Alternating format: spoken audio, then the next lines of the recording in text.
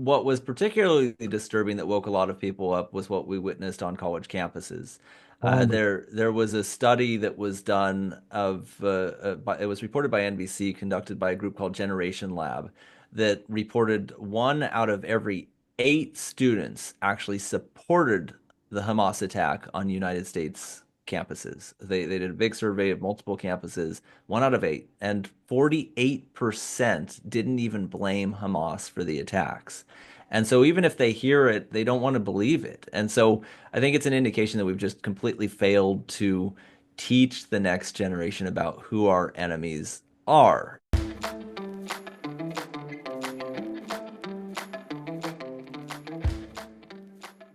hello, culminators. So great to have you joining us today on this chilly mid-February day. A little bit chillier for me here in Newark than it is for our guest, Jesse Petrilla. But we are going to talk to him about a chilling phenomenon. And he's going to tell me why his book, if it takes 1,000 years from Al Qaeda to Hamas, how the jihadists think and how to defeat them. He's going to tell us why it's something that most of us who follow these issues don't already know. And I'm sure that it is because he took the trouble to write it. Jesse, great to meet you virtually and to have you on the show. How are you? Thanks, Ron. Yeah, I really appreciate the opportunity. Tell me a little bit about yourself, how you got to the point of writing this book. What's your regular life? What do you do? You seem to have stuff in your office like printers and computers. Of course, you are an aficionado of vintage computing, aren't you? Right.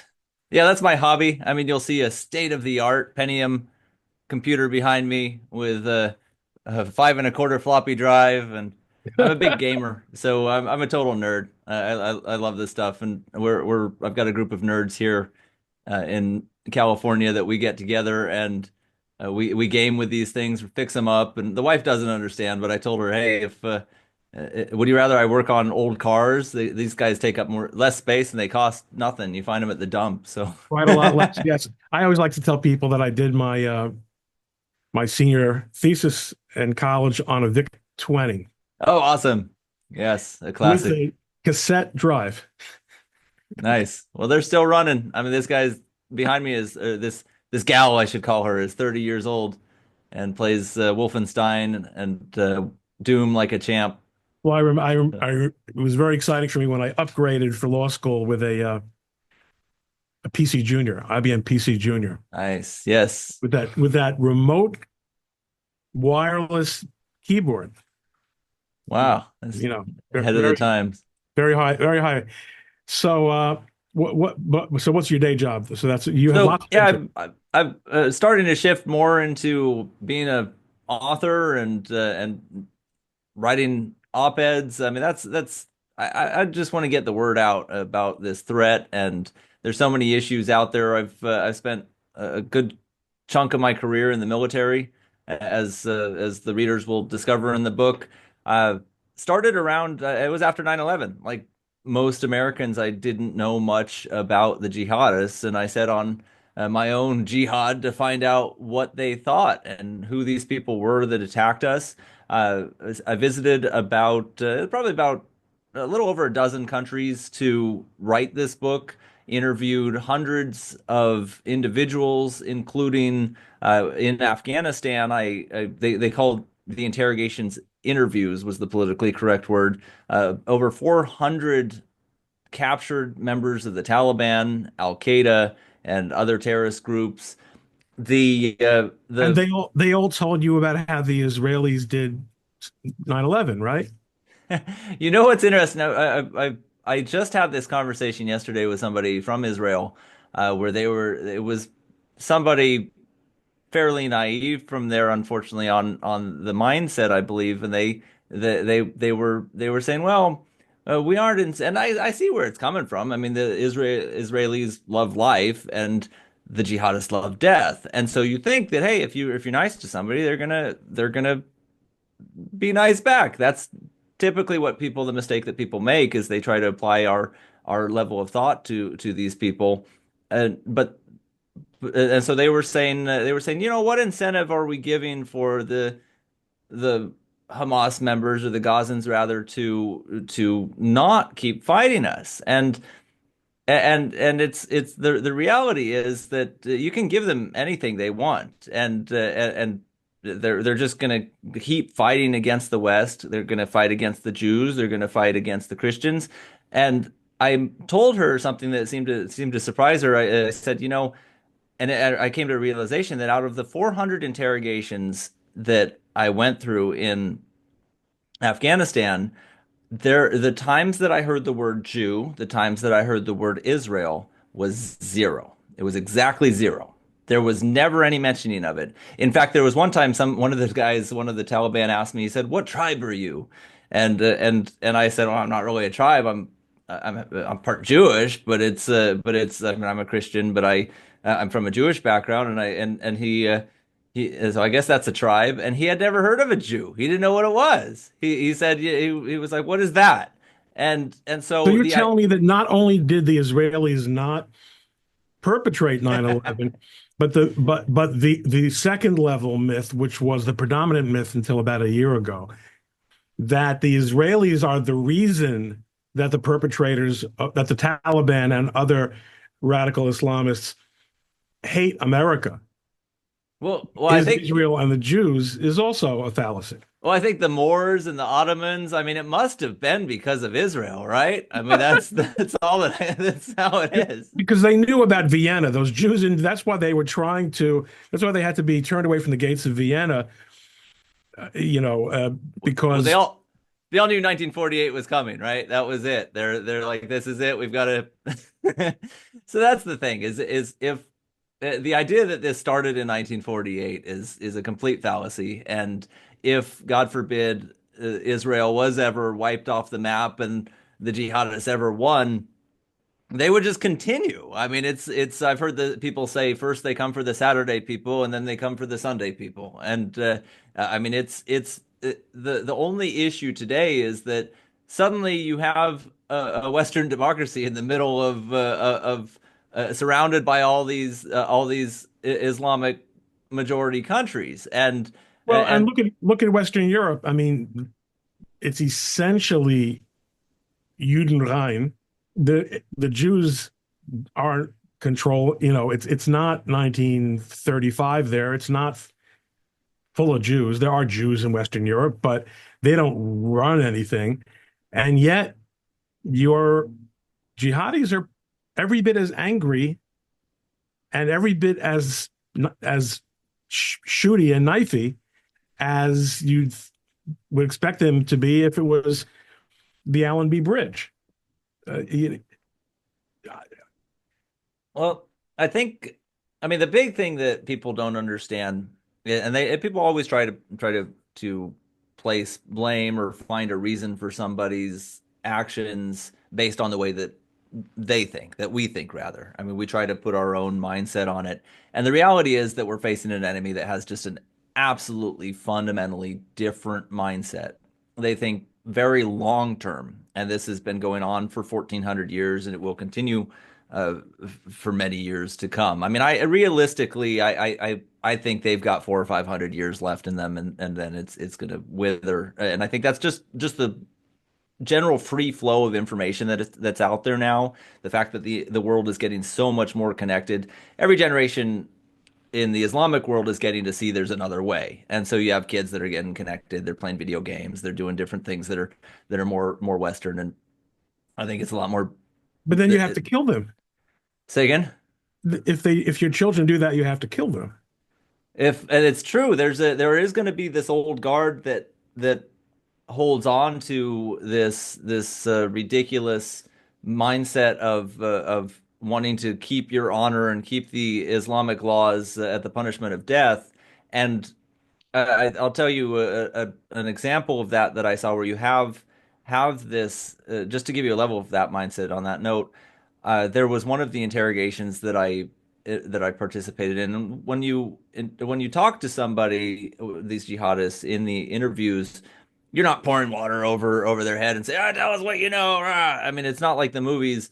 You're drinking tea with them. In fact, the title of the first chapter of my book, "If It Takes 1,000 Years," which is available on Amazon and Barnes and Noble, the title of the first chapter is tea with the Taliban. And so I'm drinking tea with one of the guys, and I'm one of the Taliban commanders, and I say, "Hey, tell me about yourself." That's usually how these interviews start. Tell me about your family. And one guy very nonchalantly he says, "Yeah, I had 7 kids. I have 7 kids rather. I had 8, but my daughter dishonored the family, so I killed her." Just very matter of factly, very nonchalantly. And what's ridiculous is how, just to tell how the society is, it goes a level further. If he had not done that, you'd have his family, his neighbors would be like, "What's wrong with you? Why didn't you kill her? She dishonored the family." And what's unfortunate is you start to see, because kids want to be kids. When they're exposed to the West, they want to fit in. They want to just be human beings, and especially in America, they just want to be Americans. There's the case of Sarah and Amina Syed, if you recall, in Texas. That was the taxi driver that thankfully he made it to America's Most Wanted and was eventually caught. But he murdered both of his daughters because they refused to adhere to the Sharia requirements of such as wearing a hijab. And the final straw was when he found out that they had non-Muslim boyfriends, and so he murdered both of them. So a decade plus goes by, and when they captured him, he was living freely in his home. He was there. They captured. It was only because I think a neighbor saw him over the fence or something. But his brother was arrested. His son was arrested. All these people that had helped him throughout those years were arrested because they thought that he did the right thing by murdering his daughters. And you see this time and time again. So they're trying to export it, but I think over time it's going to wither away the more that we shine the light on it. But it's been with us a long time. It will be with us a long time because they fight these generational wars. The jihadists think very long term. The title of the book comes from a Taliban commander that I met, where I told him, I And said, this was all on duty, right? In other words, when you talk about being in these interviews and these conversations, this is part of you. You were an army captain, yes. So and that's yeah, let's back it up a little bit so that we understand where this is coming from.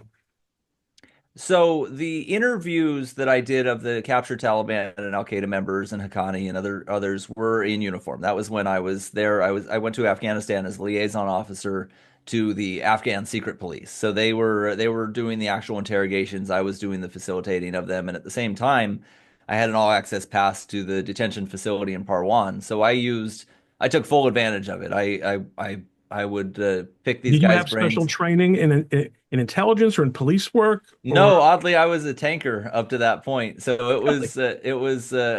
but it was perfect for me. I mean, God has his plan, and I had spent the previous decade researching these people and going to other countries on my own, not in the military, trying to figure out the mindset of these. And I could go in that in a little bit.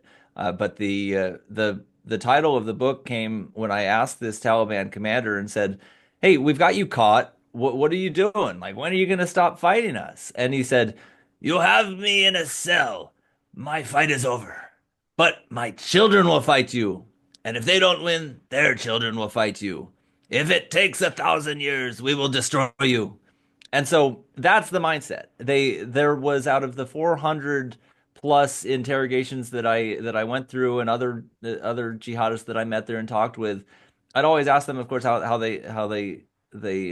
their upbringing was like, and across the board, there wasn't a single one that didn't go through an Islamic school known as a madrasa. They all did, and at least all the ones that I met and talked to, and it was so eye-opening to see how they recruit. They don't recruit from grown-ups. I mean, you or I are not likely to join the jihad. I don't know, Ron. Does it? It seems attractive, doesn't it? Let's go join the jihad. Hey, so they're not going to gain recruits from grown-ups very easily, except for the only area that I found that they actually had a lot of the jihadist movement actually has a lot of success in gaining recruits is in the prisons. And so there's a whole chapter in the book about how they're infiltrating the prison systems and they're trying to get specifically in the black community in the prisons where there's the I was Nation of wondering Islam and how they relate to the Black Muslim world, which has been dominant in prisons for decades. Mhm. But this is more the old school kind of Islam, isn't it? Or did they just integrate fine with each other? So, I mean, that's one of the things is that a lot of the various jihadist causes all do butt heads. And so there's but they all share one common goal, and that is that they all desire to establish a global government under Sharia law known as a caliphate. And so that's what they're all united at.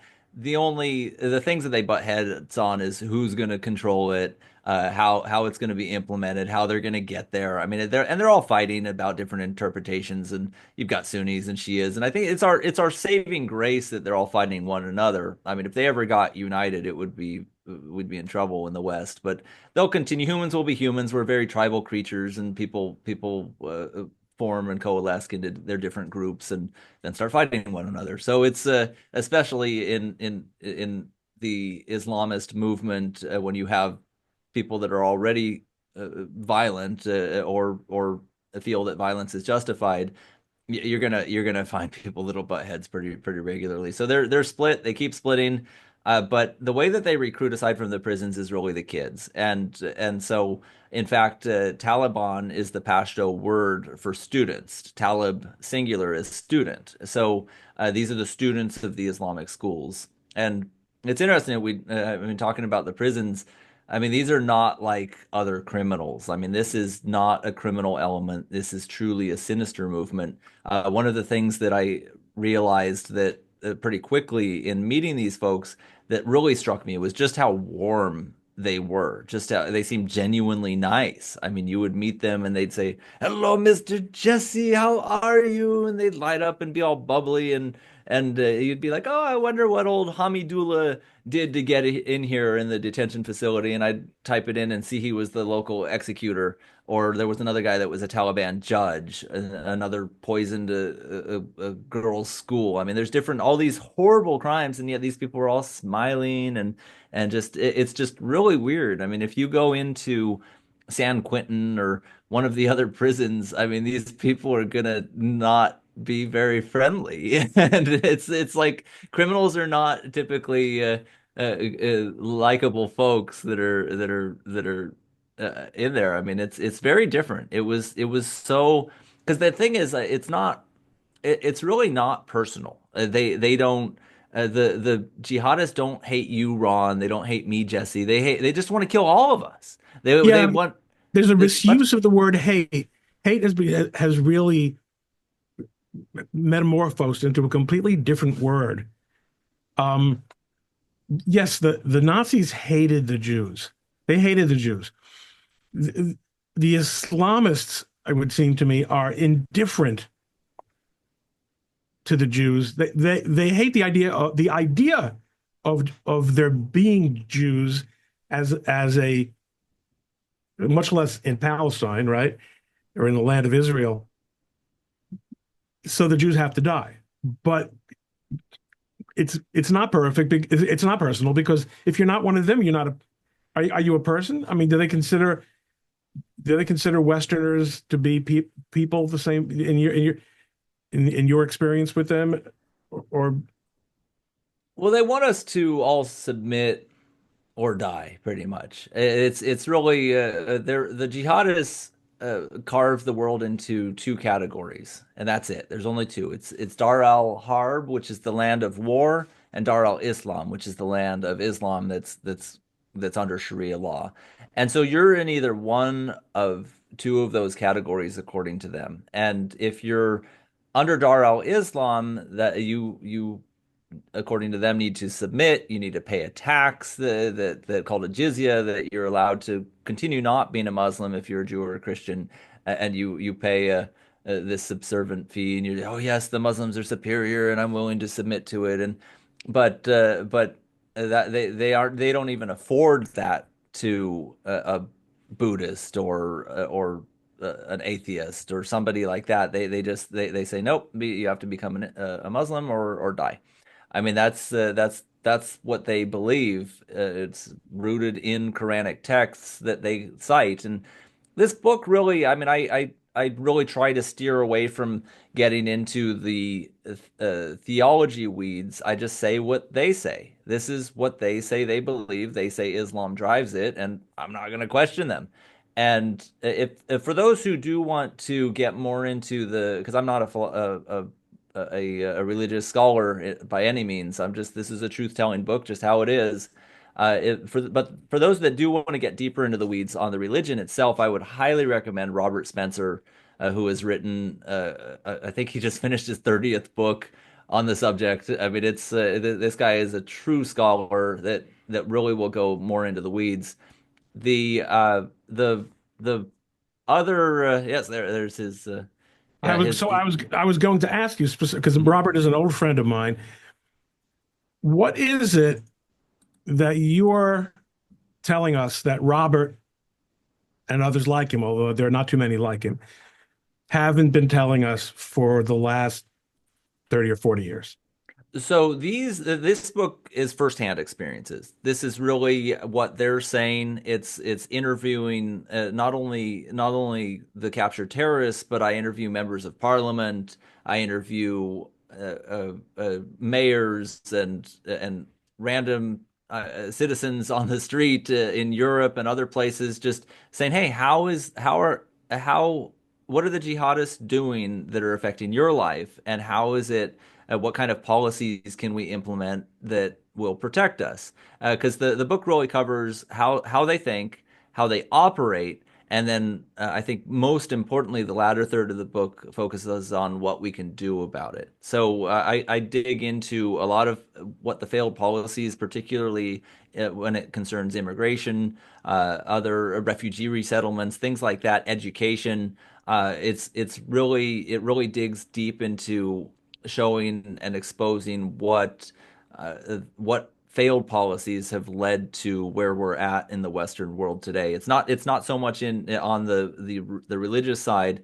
It's more on like I said, what they think, what they All right. how they operate, and what to So do about it. Jesse, what is it? What is it about Islam that makes liberal society so self-deluded, so unable to come to terms with the reality of what it is in ways that, you know, it, I mean, I can understand the liberal impulse to be understanding and as well as this sort of noble savage kind of less benevolent and yet still paternal attitude towards jihadists. But what you say you spoke to European politicians and European leaders. What are they thinking? Well, What's the I think explanation? a lot of the alliance that particularly has come from the left with the jihadists is largely born in ignorance. I think they just truly, like I said, people want to think good of other people. They want to think, oh, well, if we only treat people nice, they're gonna treat us nice, and oh, Golden they want rule. to sing Kumbaya, and I think they fail to understand just what a different mindset these people come from. I'll give you a few examples of the tribal mindset that I go into in the book because it's not just Islam. It has a lot to do with tribalism as well. There's Islam grew up, it rather evolved under the tribal societies, and tribal societies for the last 1400 years evolved with Islam. So they're very intertwined, and I think we need to understand what kind of a culture, what kind of society that the jihadists come from to really understand how they think and how different they think. Just an example, there's to be the equivalent of a city council member in the Nuristani tribe villages in Afghanistan. There were some prerequisites, and so the prerequisites are you have to be a good orator, so you got to speak well. You've got to entertain the entire village at a banquet 10 times. So, okay. And you have to murder five rival tribe members. So this is the We laugh. society that It's not the least bit funny, but it's and yet there's it's something ridiculous. It's absurd, ludicrous. right? And so I mean these are I was a city council member once in Southern California for a term, and all I had to do was knock on doors and send a few mailers. I didn't have to murder five people in Irvine. I mean it was it was literally it's a it's just such a ridiculous concept that but this is totally normal to a lot of people in that part of the world. I mean another example that's more sinister and terrifying is is the Pashtun wedding practice. So Pashtuns make up a huge chunk of Afghanistan and the overwhelming majority of the members of the Taliban. It's a very warrior-like tribe. Um, I'm a big Star Trek fan. I don't know. Do you like Star Trek? I, I Yeah, love Star Trek. but pretty much old school Star Trek. Well, if But you're a big that Star Trek fan, then I'm sure we're fine. Does your Star Trek interest align with your computing interest? Well, yes, a little bit, but I think the biggest we have two choices. It's either Star Trek or Stone Age. That's our future that we have. We're at the branch right now, but on the Star Trek note, the closest thing that I can equate the Pashtuns with, and I hate to do it, is the Klingons. They are very much like Klingons as far as it reminded me so much, so many times, where they're just beating their chest. It is a good day to die. I mean, type warrior attitude. And but at a Pashtun wedding, they have a cultural, and this is not based in Islam. This is a tribal law that says they should consummate the marriage at the wedding. And so they do that in a tent, and if it's deemed that the bride is not a virgin, the husband is obligated to murder the bride at the wedding.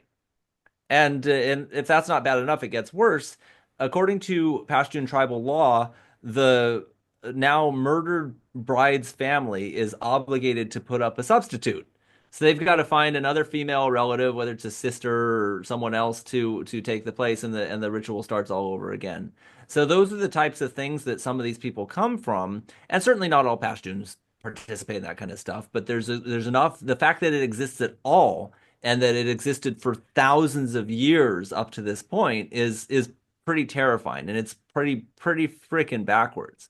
I mean, there's this false belief that the left really pushes that it's not so much. I wouldn't call it multiculturalism. I'd call it cultural relativism. This false idea that all cultures are equal. And the reality is that all cultures are not equal. Western Judeo-Christian values are far superior to a culture that encourages murder and In other words, you need to acknowledge that value judgments are that if you don't make value judgments, you're not even having a conversation because nothing matters. and they subscribe to a completely different set of values. It's just a totally different logic. And they're, I mean, from the time they're children, their brains are being wired differently. I mean, they're completely just brainwashing these children, and then they grow up and become jihadists. I mean, it was really fascinating to hear, and I heard the same story over and over again from the Taliban members that they when they were about 7 or 8 years old, there'd be a knock at the door of these compounds in these villages, and the Taliban would tell their parents, say, "Hey, uh, give us one of your kids or two or three, and we'll give them a free Islamic education." And these people were very simple in that region, for the most part. They're just simple farmers, and they would say, "Hey, what other opportunity would I have for my kid to get an education?" And they'd send them to these boarding schools, which are the madrasas, and they'd go and they'd live there for 6 or 7 more years. And when they're 14 or 15, they'd graduate, and everyone would join the Taliban because the Taliban run these schools, and these are from largely Pashtun tribes. So they'd say, "What kind of warrior are you?" I remember that was the words that one of the kids that I talked with that went through one of these schools, and he had been captured when he was planning an IED, and we did a drone strike, killed everybody else that was around him, and he survived. He was the only survivor of that attack, I believe. And they brought him in, and he was only about 15 years old. And they don't even know when their birth dates are. They don't know how old they are. There's really no concept of time. It's a timeless society. But he said he remembers when everyone was joining the Taliban, from his school. They were telling him, "What kind of warrior are you if you don't join the Taliban?" And so he joined. Everybody joined, and it's just what they do. So these are factories And that are producing. what do the Europeans, the ethnically and culturally European, communal leaders and worthies say when they are they just not acquainted with this information, even though they're walking and living among They immigrants? just don't know. I think they don't know, or they want to be. They prefer they prefer to live in blissful ignorance. I mean, it's just really I this. mean, October 7th really put that to the test, right? You show these people, you show these uh, liberals uh, actual video taken by perpetrators themselves. You can no longer say they don't know because now they know. Then they go into cognitive dissonance, right? I mean, that's the only possible way to explain this. It's been a wake up call for a lot of people. Particularly, I think liberal Jews are starting to say, "Hey, wait a minute, this is this is bad," and what was particularly disturbing that woke a lot of people up was what we witnessed on college campuses. Oh my There was a study that was done it was reported by NBC, conducted by a group called Generation Lab, that reported one out of every eight students actually supported the Hamas attack on United States campuses. They did a big survey of multiple campuses, one out of eight, and 48% didn't even blame Hamas for the attacks.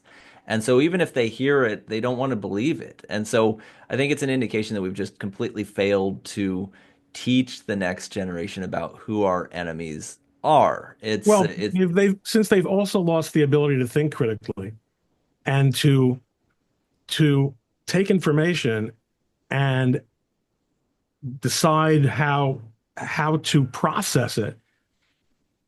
It's it's not about, that's only one of the many problems they have. They don't even know when you say our enemies, they don't even know who our is. Right. Yeah, they'd blame our own government. I mean, but what's crazy, I mean, if you think about it, kids' minds are mush until they're about 25. And so they're easy to manipulate. And I think that our enemies and such as Iran and other adversarial nations have seized on that because it is easy to get to the kids. The jihadists certainly understand it. That's how they recruit and operate, as I mentioned earlier. But what they're doing is you can have some Iranian paid agent that's not even a student go onto a campus with a bullhorn and say "Free, free Palestine" and start marching. You'll have 100 useful idiots marching behind him.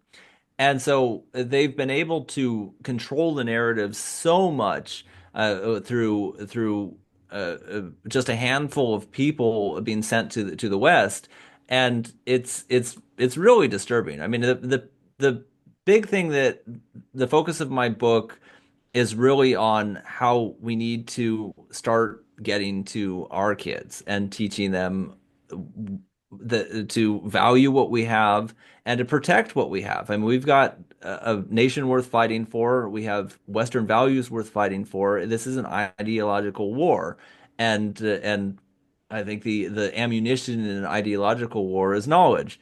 So the folks who are listening to this are probably already well aware of the threat, but are your children? That's the question that I would ask everyone: is do your children really understand? And when we pass away, will our children be able to pick up the torch for Western values and continue it on? And because I'll tell I you, think it's they have to value Western values.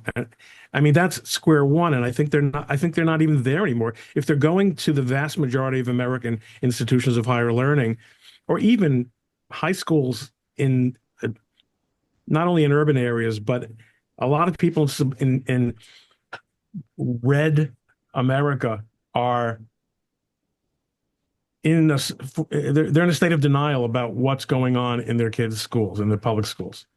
well, there's starting to be a lot of wake up. I think the lockdowns when they were forcing kids to be on distance learning really woke a lot of parents up. I'll tell you, our district, it came out that more than 50% of kids that were eligible to enroll in public schools were not enrolled in public schools. and they were either in private schools or being homeschooled. And you see that trend just growing, and it is really a good thing to see. I think parents taking more involvement is what's needed, and because if you raise them with by TikTok, I mean they're gonna get these things that are just completely skewed, and parents just need to get more involved in their kid's life. And so I would recommend too, if you have a kid who is a teenager or college student or even a young adult, just I would please pick up a copy of this book for them. Get it as a gift if it takes 1,000 years on Amazon.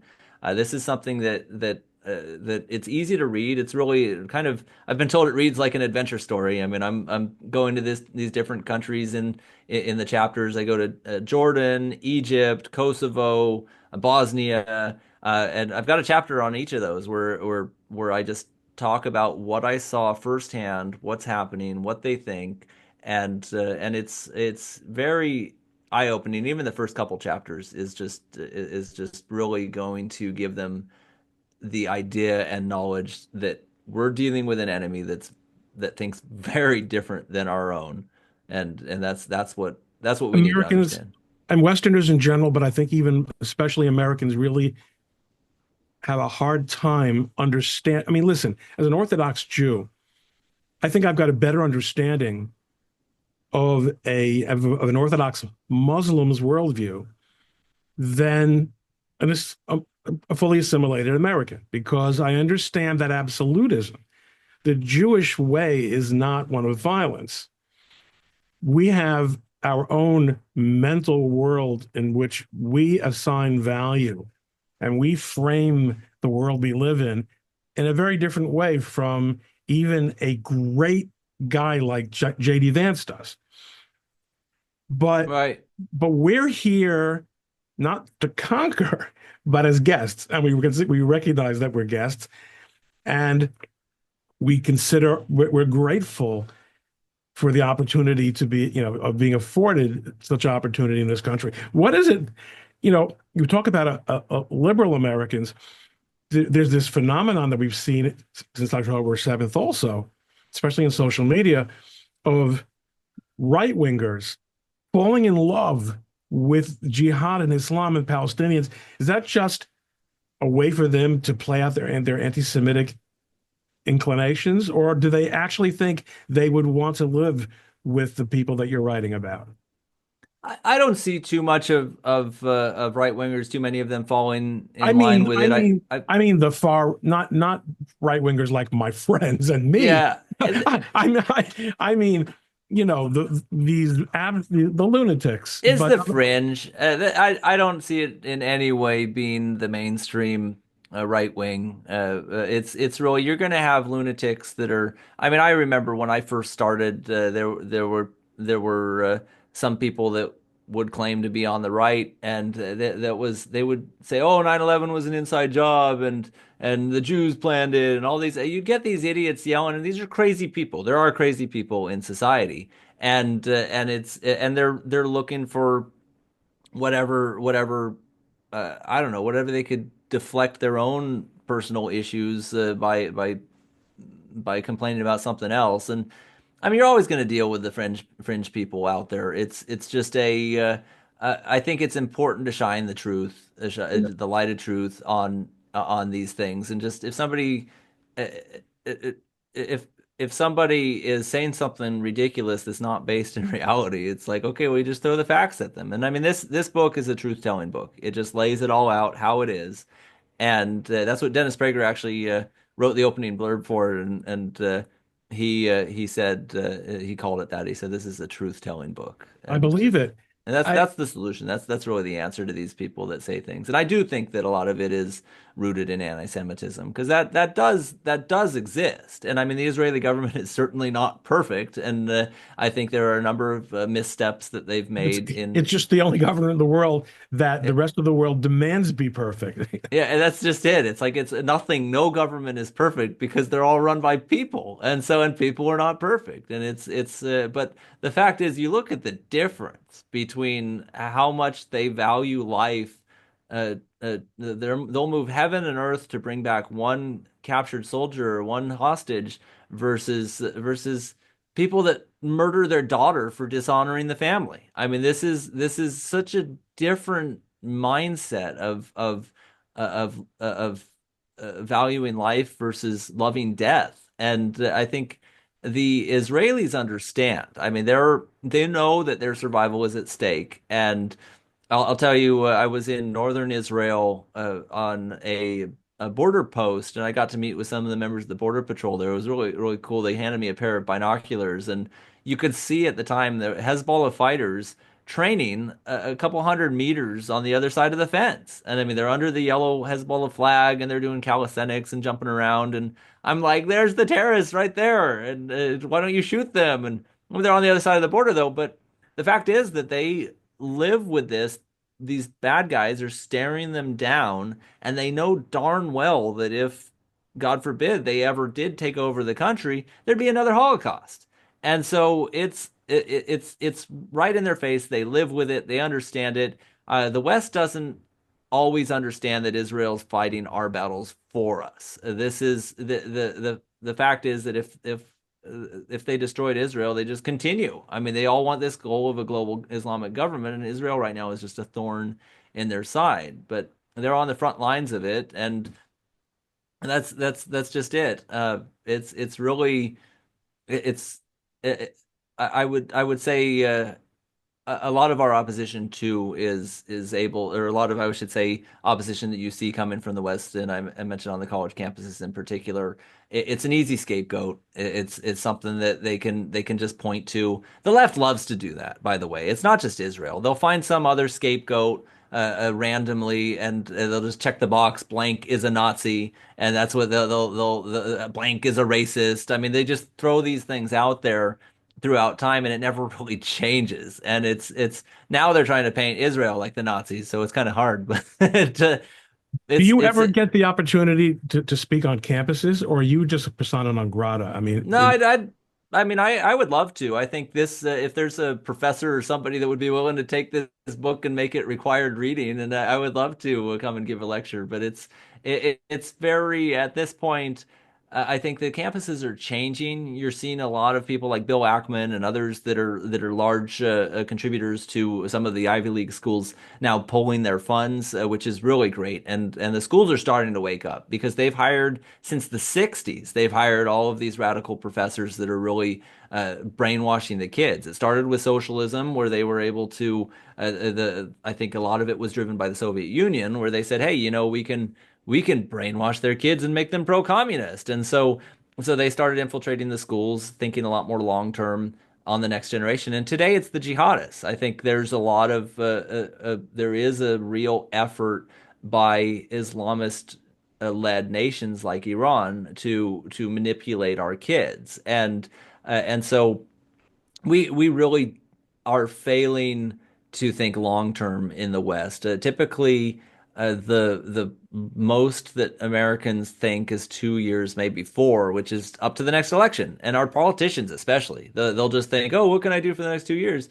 But our enemies are thinking of the next generation. They're thinking at least 30, if not 1,000 years into the future. And it's something that we need to really address and change. well, I mean, there things are changing in the U.S., but both Canada and Ireland are on a track to admit an immense number of additional Muslims, refugees, to their countries. Th- on the one hand, you seem to be optimistic about in that in the long run, Islam is not going to be able to maintain that closed, that there's always going to be pockets of it, but the light shines in. But Western countries are so hell-bent on cutting their own throats. We might not have anything left by the time that light has been shining. I mean, what do you think? Yeah, I mean it's I can understand the mindset that they want to help people out. I mean, that's really what our nation was founded on. But the people that we let in will gain a heck of a lot more from our hospitality than we will from them at this point, as from those nations, I should say. There are some legitimate refugees that we should evaluate. That if somebody's escaping religious persecution, if they're a Christian that's escaping from one of those countries, for example, or a former Muslim, or even just a Western secular Muslim that just wants to live their life, it's very dangerous to be that in some of those countries. I mean, if you criticize or critique Islamic thought, I mean you're going to find other Muslims are going to say, "Oh no, you're an apostate now," and there is a line in the Quran or other in the Hadith where Muhammad said, "He who changes his religion, kill him." So when somebody starts thinking a little bit differently based off of whatever interpretation they have, you're going to have the radicals are going to start threatening them. So it's very difficult to address, and it's for them to sort out. It's not for us. That's the thing. Is I mean, I think our foreign policy should be really focused on protecting Western values here, and what can we do to preserve it, and not only that, what can we do to preserve secular dictatorships in other countries that we've done just the opposite. We think that we can give them our style of Western democratic Republican governance, and they're going to run with it. And I mean, the fact is that time and time again, whenever we've done that and we've undermined these secular dictatorships, it's always replaced with the Islamists. I mean, you can look at Israel made that mistake by letting the Palestinians have their own government there and saying, "Oh, you guys have free elections. Why don't you just vote?" And who did they vote for? They voted for Hamas.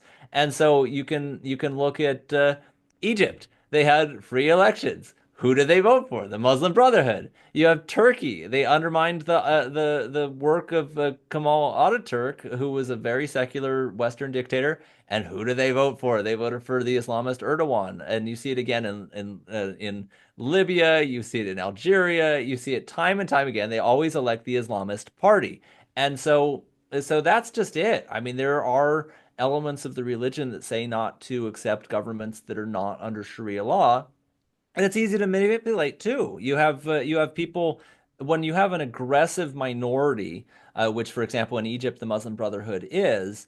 You have they might not be the majority of the country, but the way that the tactics that they use is so aggressive. I'll give you an example. There was a Christian that I met with, one of the Christian leaders there, who organized during the one of the elections to bring a bus full of residents from a Christian village to vote in the election.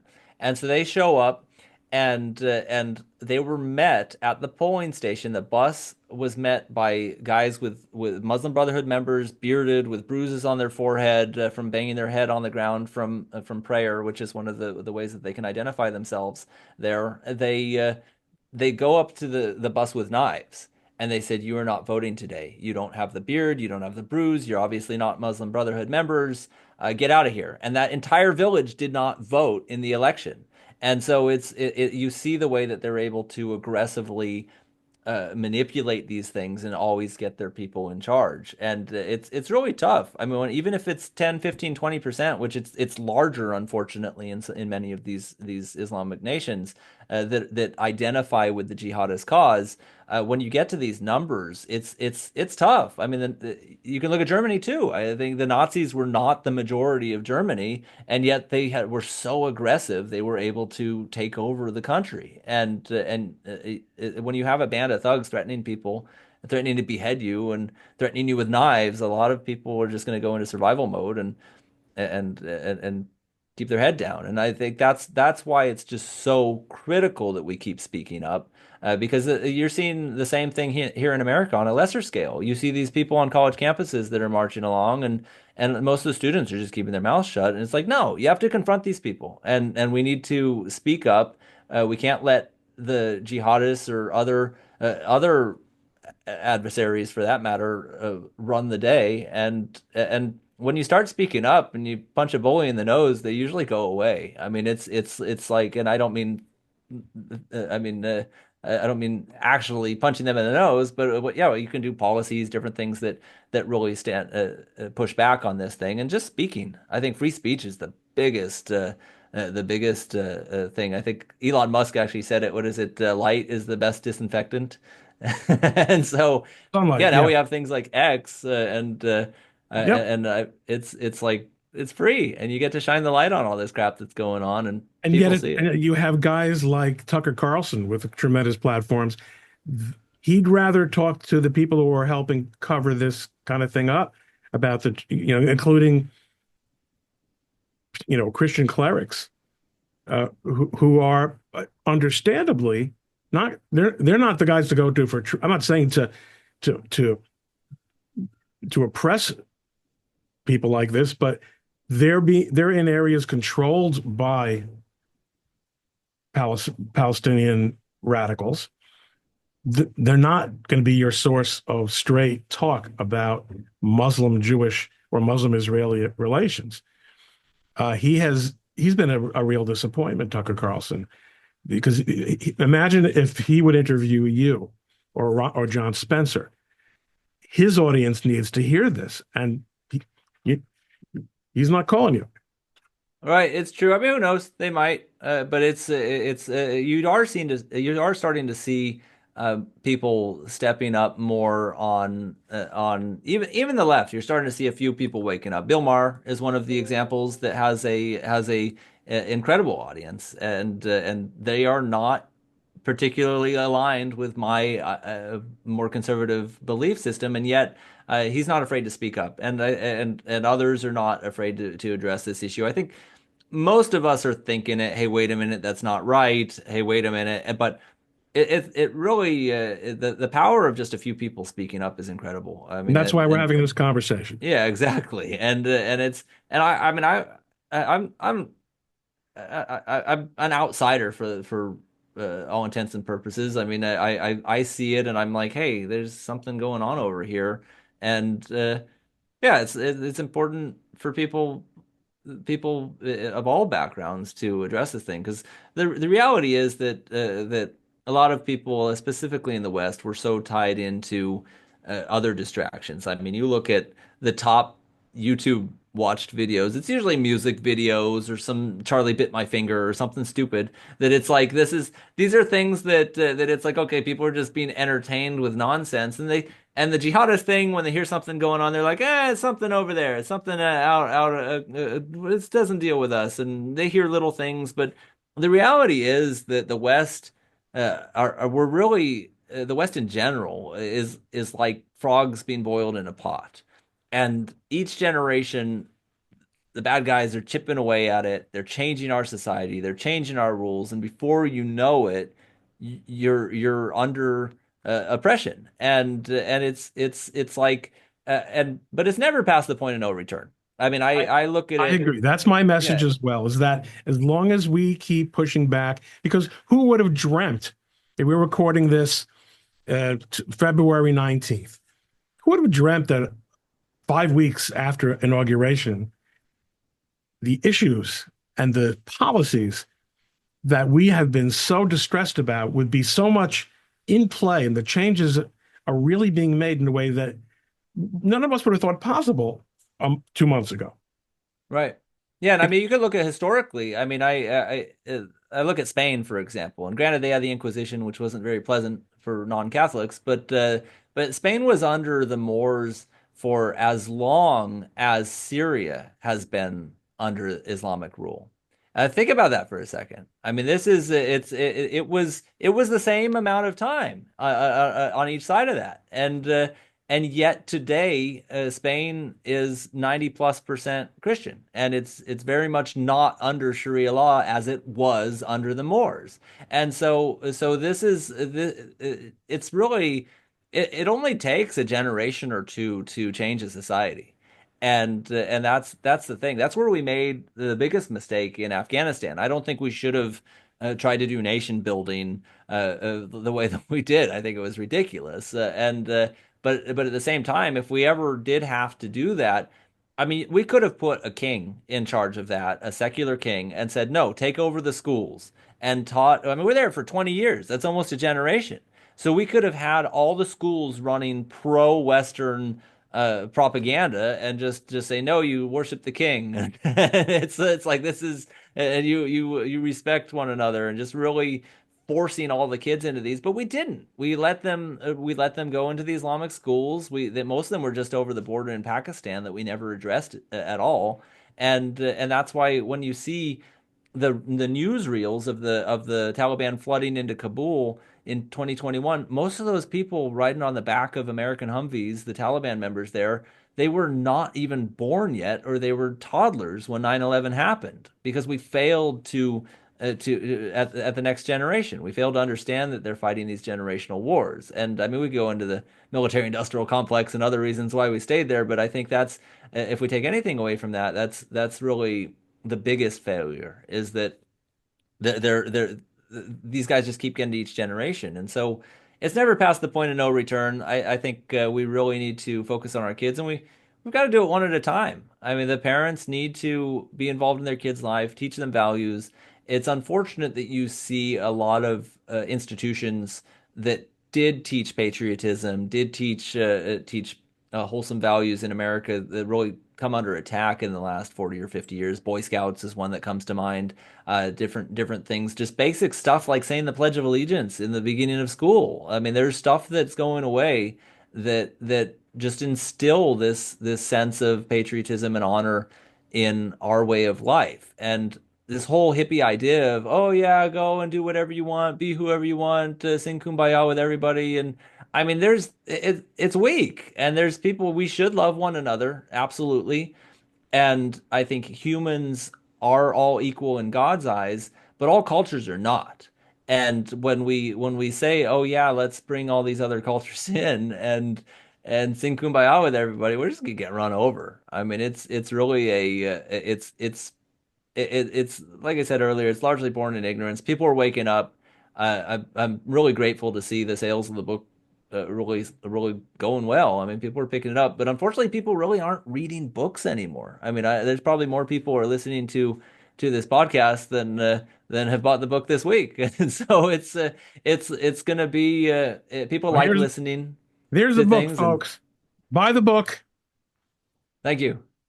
Jesse, thank you so much for this great chat. You you really have your arms around this, and you've answered my questions. And I wish there were a magic bullet, but it isn't. It's everyone just standing up and living and valuing what's right and valuing and sharing the truth. Well, thanks, Ron. I appreciate the opportunity. All right. Talk again soon. Talk to you soon.